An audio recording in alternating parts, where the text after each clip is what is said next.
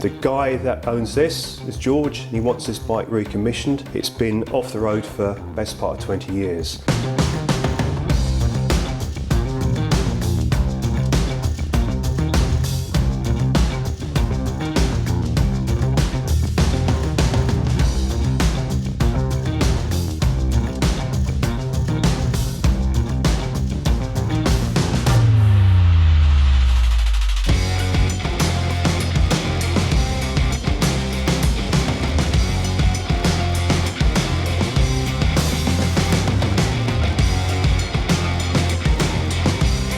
I think what we'll do a compression test